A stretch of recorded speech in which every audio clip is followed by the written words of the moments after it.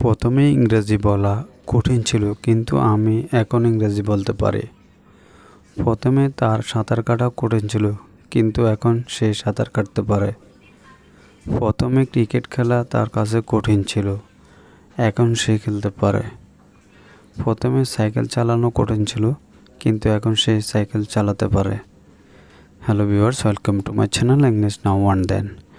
Video শুরুতে আমি যে সেন্টেন্সগুলো রিড আউট করেছি এবং এই সেন্টেন্সগুলোর মধ্যে কমন যে ওয়ার্ডটি রয়েছে প্রথমে, এবং এর জন্য আমরা ইংরেজিতে ব্যবহার করব ইন দ্য বিগিনিং। আরও ভালো বোঝার জন্য আমরা একটা স্ট্রাকচার ব্যবহার করতে পারি, এবং স্ট্রাকচারটি হবে এরকম: ইন দ্য বিগিনিং, দেন একটা sentence, and then verb, and then now, and then rest of sentence.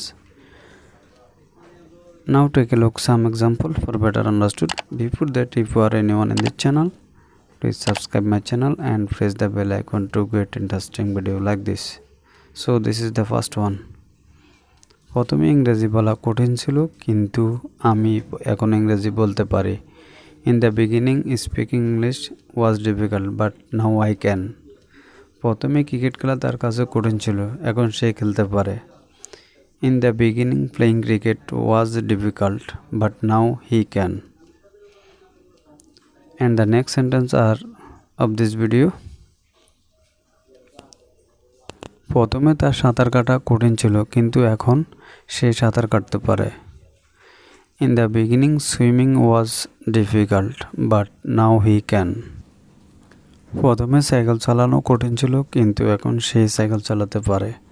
In the beginning, riding bicycle was difficult, but now he can.